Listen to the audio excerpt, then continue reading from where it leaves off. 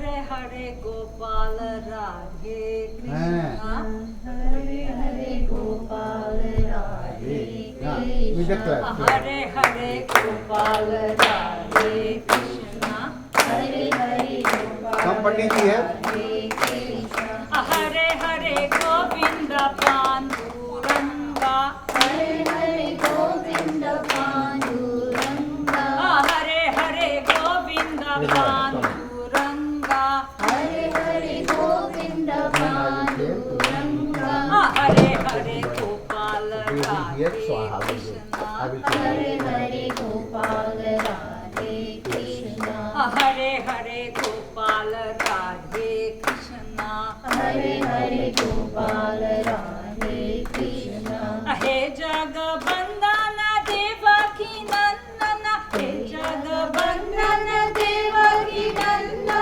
Alaka Niranjana Hare Hare Alaka Niranjana Hare Hare Janma Niranjana Bhavaduka Vandana Janma Niranjana Bhavaduka Vandana. So first of all, my name is Shobha Ramsumir. I am from South Trinidad, Rosilak, and I am a teacher by profession. As I got older, in the 1980s and 90s, I was taught the Bhagavad Gita by Professor Ananta Rambachan. And that sparked my interest about the Bhagavad Gita. To me, the most important chapter to me, right now I am in the process of reading the Bhagavad Gita again. And the most important chapter to me right now is chapter 2, where the Lord explains the nature of the soul. And I try to choose one verse from that chapter. The verse I like, I think, is verse 23. Nainam chindanti shastrani, nainam bhavati pavaka, na chainam klesha dayanti tapo, na shoshvati marutaha. And in this verse, it explains the nature of the soul. Weapons cannot cut it, air cannot dry it. So it gives you a sense, this chapter is based on the root of who am I. So that's why I like this verse and in chapter 2. As I said, I grew with the Ramayana. And for me, from my viewpoint, the Ramayana means bhakti. Bhagavad Gita means knowledge. This year, my mother passed away. And it was such a shocking experience for me, emotionally and draining also. And then I made that vow that I must start the Bhagavad Gita, because I saw the purpose of having knowledge within you. You have to have bhakti and knowledge to take you through the pathway of this world. So that's how I start back my journey on the Bhagavad Gita.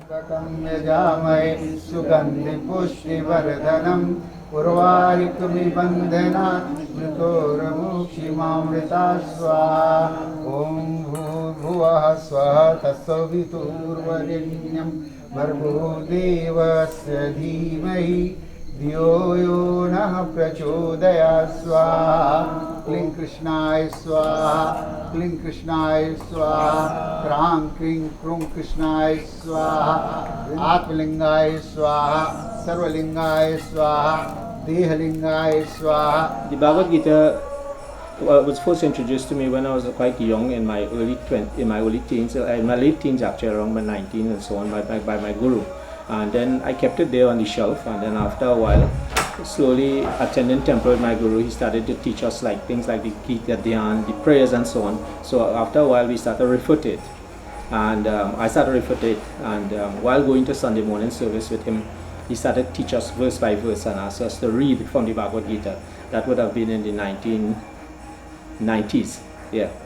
And slowly it aroused that interest in him. So the Gita itself is made up of 700 verses and 18 chapters, 700 verses, and so he used to go one by one verse, like that. He teaches us the prayers that is dedicated first to the Gita. Then he started to go through one verse by a time. And in the Sunday morning service, we used to all sit on the ground, and he have each one of us read a verse, and then say what you think it means. In English, of course, and he used to do the translations and so on, and that is what aroused my interest.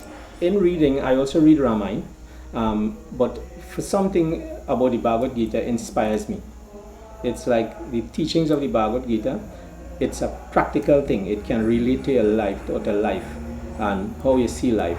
And it's a build up in the Gita from chapter 1 going up. It build up, it teaches you about karma yoga, about jnana yoga, about bhakti yoga, and the different sciences and how one should try to evolve from one state to the next to be able to come closer and closer to God. And that is the answer that one searches for. That answer of who am I? You know, so sometimes we hear people talk about meditation and different things, but we cannot even control the mind for a moment. We sit quiet here and then the mind is all over the place. And really and truly we are where our minds are. And Bhagavad Gita teaches us one of the fundamentals in Bhagavad Gita is karma yoga. And I am a firm believer in karma yoga, you know, because I cannot sit quiet for a while to meditate and so on. I don't have that capability of the knowledge. I'm trying to acquire the basics. But what I do is I perform actions that will sustain the community, sustain the dharma, help people, and do things like that. And with that kind of activity, you would probably lead me from karma yoga probably to Gyan yoga, where I will start to develop the knowledge by continuous learning, and probably to the next level of bhakti yoga and so on, so that you can build from one to the other. I think it will add, but the Gita itself is like a handbook for living. But then we have the Ramayana, we have the Mahabharata. Gita itself is inside of the Mahabharata. It's the part of the Bhishma Parva of the Mahabharata.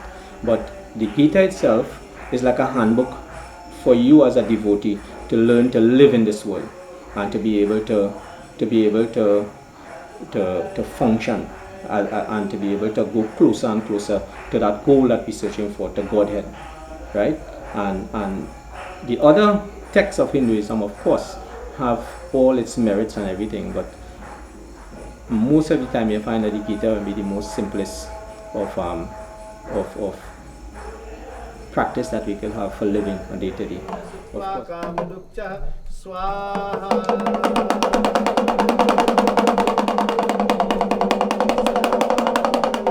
Gangayam nirmalang jalang achamyatang maya dattang grihitva parameshwara iti achamaniyang jalang samarapayami Shri Agani. Arjuna is all of us.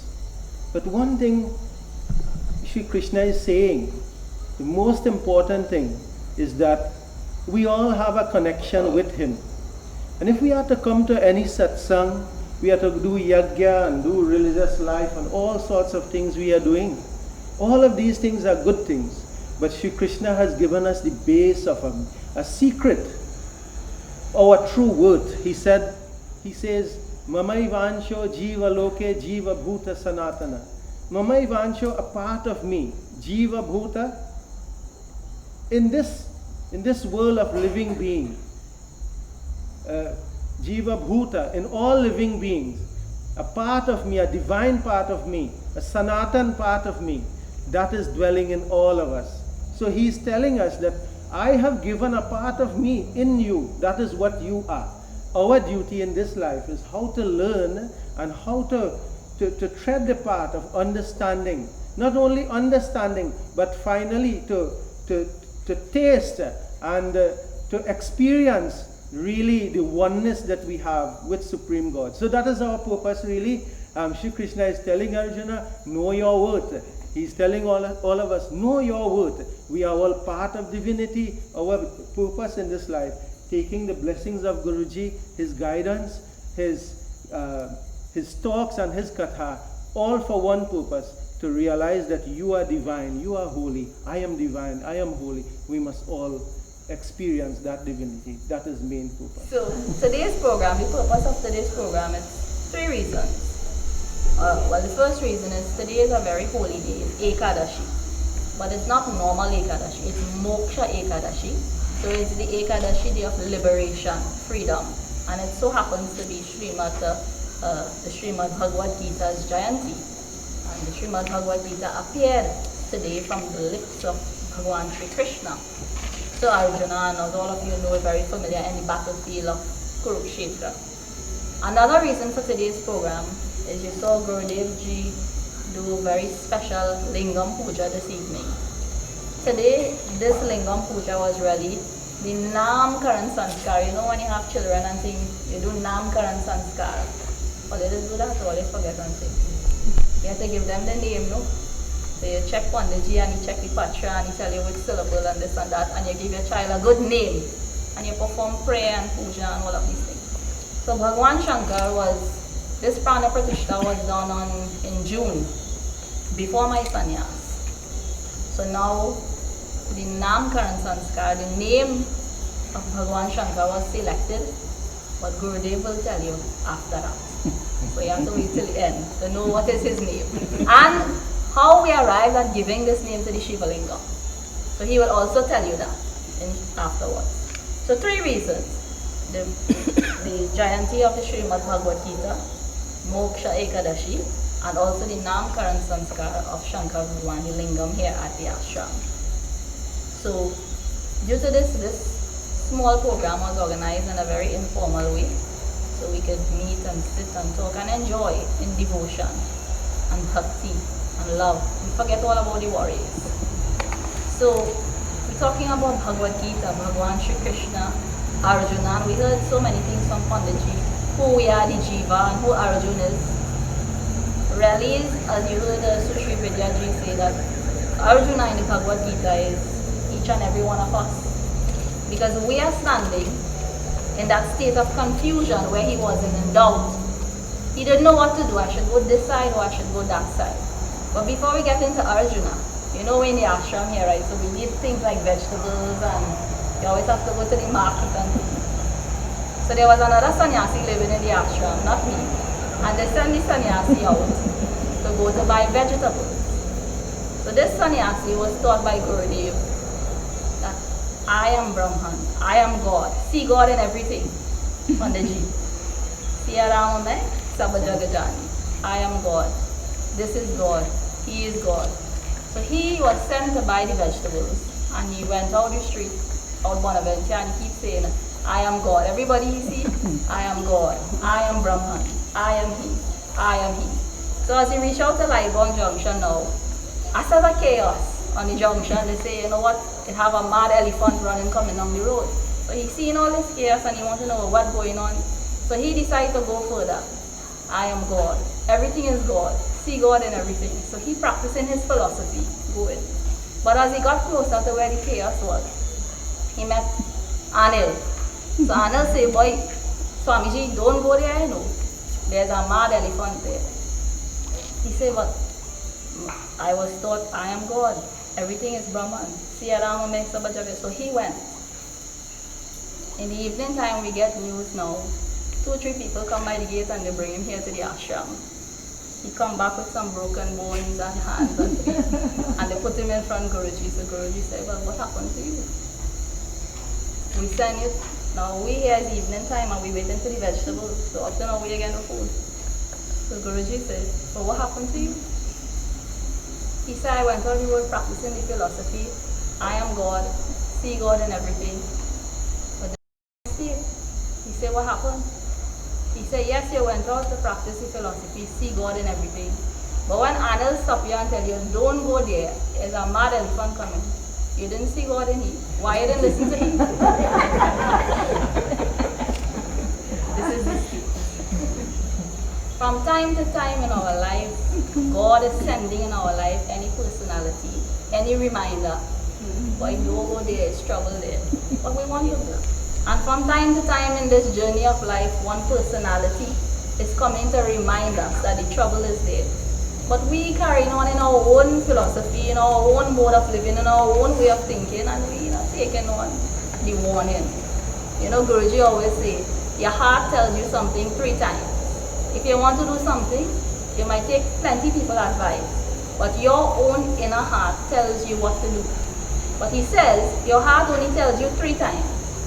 So he gave a good example. When you go to the bank and you use the ATM card, you know, the Republic Bank links card and what is the thing, boy? First Citizens. Right, and you put it in the machine and you punch in the code 1 time and it's wrong 2 times and the 3 times, what will happen? The machine will cease the card. When you don't listen to your heart on the 3rd time, the heart will talk again. So we end up in problems, trouble. So Arjuna is in trouble today because he, like us, doesn't know which side to go. Bhagwan Sri Krishna, in the battlefield of Kurukshetra, just as they were about to start the greatest war of human history, the Mahabharata. To date, we have never seen such a great war in human history, and I pray to God that we will never see such again. And he's standing there, and Bhagwan Sri Krishna begins to preach to Arjuna in that state of confusion, in that questioning mind of his, the Srimad Bhagavad Gita. So the Bhagavad Gita appeared in the battlefield through the lips of Bhagwan Sri Krishna. And in our journey of life in this battlefield, in our questions, in our seeking, in our search, we also are like Arjuna, searching for the answers. And as Vidyaji said, God or Guru comes in the form of the Guru and gives us the answers. Gurudevji says if we look at the life of Bhagwan Sri Krishna, we see three aspects of him. The baby Krishna, and where we see all his Bal Leelas, they're so lovely, they're so beautiful. When we see Mother Yashoda tie him up on all these things, we feel sorry for him because he was so cute, but he used to be thieving all the curd and all the things and creating problems in the whole neighborhood. Bal Krishna, that was one aspect of his Leela. Then we saw Bhagwan Sri Krishna in the battlefield of Kurukshetra. And the third aspect of Bhagwan Sri Krishna, we saw him as king, the Raja, King Krishna of Dwarika. So Bhagwan Sri Krishna throughout his life, Gurudevji says, the Bal Krishna, in the middle form of his life where he was bound to go on the battlefield of the Srimad Bhagavad Gita. And then as the king, he took three aspects of his life when the time was needed for him to protect our dharma, to protect the society, to protect the nation. He assumed the role that was necessary. So as you hear Gurudevji was saying, we hear the beautiful flute. On the time when he was enjoying his pastime, when he was doing his childhood leela, the flute was on his lips and his head was towards the ground. So if you're playing a flute, you do up like this, or the musicians be like that, right? But when Pandit blowing the song, he blow the song like this or he blow the song like that, up, right? Right. So when the time was needed to protect the society, when adharma and unrighteousness was in the society, suffering, sorrow, sadness, Bhagwan Shri Krishna put the flute down and he took the song and he blew the song to signal that now is the time for this aspect of his personality to protect the society against adharma. So throughout his life, we saw three aspects. So too in our life, we will also show certain aspects at the time of the need, not only for ourselves, but for society. Bhagwan Shri Krishna then preached the Srimad Bhagavad Gita, and the Bhagavad Gita contains 18 chapters. It's divided into three parts: Karma Yoga, Jnana Yoga, and Bhakti Yoga. Because we need three aspects of life. We can serve society in three ways, or we can serve our family in three ways: through the way of karma or service, through the way of jnana or knowledge, and through the way of bhakti or devotion. So three aspects in the three chapters of the Srimad Bhagavad Gita. The Srimad Bhagavad Gita is considered one of the greatest scriptures in the world because it's the essence of the Upanishads, meaning that it's the essence of the four Vedas: the Rig Veda, the Yajur Sam Veda, and Atharva Veda. So when we recite Srimad Bhagavad Gita, we are in fact reciting our Vedas. Each and every word of Srimad Bhagavad Gita is a mantra. So we should try to recite it, try to follow that. The state of Arjuna and the state of the world today, and where are we? The Ramakrishna Paramahansa, the Guru of Swami Vivekananda, he went into the shop, and this shop was the shop of a goldsmith. You know, where they make the gold and the rings and the chain and all that. So when one of the devotees went into the shop, the person in the shop started chanting, you know, today's Bhagavad Gita, so we have to take the name of Bhagwan Shri Krishna. Govind, Govind, Govind. So from the back now, another shopkeeper started saying, Hare Gopal, Hare Gopal, Hare Gopal. And the third one started to say, Madhava, Madhava, Madhava. So the man who came into the shop now thinking, well, this shop is real nice people here. Because all of them taking the name of the Lord as they enter the shop. But what you think it was going on? When he entered the shop and he wanted to say, Govinda, Govinda, Govinda. That's the code. The code say, how he look? You look like he's stupid or you look like he's intelligent. When he wants to say Gopal, Gopal, Gopal, he say, yeah, look too intelligent, you look a little bit stupid. When he wants to say Madhav, Madhav, Madhav, he say, yes, you could take his money and rob him, come look. So in this society today, we are fools. So we have to be careful. Bhagavan Sri Krishna throughout the Srimad Bhagavad Gita is warning Arjuna, oh Arjuna, realize who you are.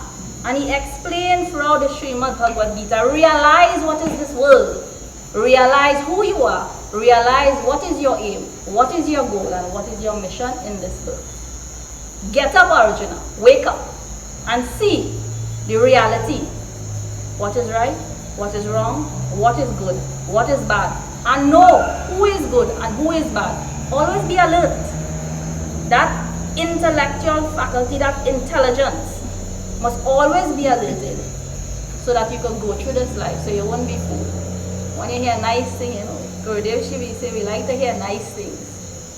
But what we don't have is our eyes are not musical, our tongue is not musical, and our ears are not musical. We like to listen all the other things. We like to hear what is bad, we like to speak what is bad, and we like to see what is bad. Now, Gurudev is not all here, because all in the ashram. Who didn't come? We like to see, hear, and speak what is negative. The Gita philosophy is very high. To go into that means we need a lot of time. And to go into that, I don't think I have the authority, because the authority is sitting right next to us. So now, with these few words, with these short stories, just think deeper, go within yourself and search, like Arjuna, and find the answer, and question yourself. I took birth, but what is this birth really for? Am I here to just come on this earth and do all the normal things, and family, children, all of these are good. We do our responsibilities, we do our duties. He's reminding Arjuna. But remember, keep your mind always attached to the lotus feet of the Lord. So go to work. You work the crane. Every time you work the crane and the excavator go up, you say, oh God, yes, you're doing it. When this boy going Sammy and thing, and he fixing the mechanic, oh God, yes, you're doing it. Everything of your life, think, I am not the doer, but Bhagavan Sri Krishna is the doer. If we think like that, we will attain the highest goal of this life. We will attain bhakti, we will attain jnana, we will attain everything. If you surrender your heart and mind at the lotus feet of the Lord and think, oh Lord, you doing everything, then what is the need to worry? That is the formula to be worry-free. Bhagavan Sri Krishna has given all of this to Arjuna in the Srimad Bhagavad Gita, in the battlefield of Kurukshetra before the Mahabharata. Well, being a young person, it already makes sense. You just think it's a story. And as you grow older, everything you hear from the Bhagavad Gita, it tends to relates to everything that's taking place in your life presently. So you feel as though it's speaking to you. And as we heard in the Katha last night, all of us should think of ourselves as Arjuna. And it's very analogous to our life in that when reading the Gita now, it seems very prescriptive for life, it's like life guidelines, prescriptions to live a good life, that a good life without attachment from material things, and making the right decisions. It'll have a lot of ethical decisions in your life that you can learn from the Gita, how to deal with these things in real life.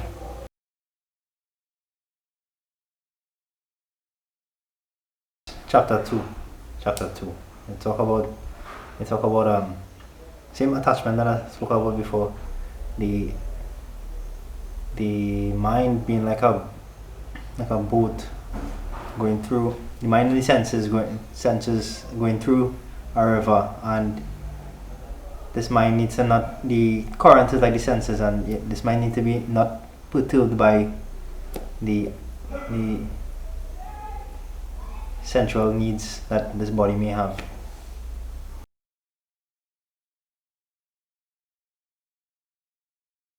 I think because the Ramayana is more of a story, whereas the Gita is more of teaching. You see, you're quicker learn something from the Gita than you would from the Ramayana. A lot more prescriptive, as I say, direct. I'm not saying that you can't learn from the Ramayana, but I did decipher more. yeah. And I relate more. I think the Gita applies that in every aspect of life, and wherever you think it's relative, that's where it's needed. That's all stages of life, youth and older folk.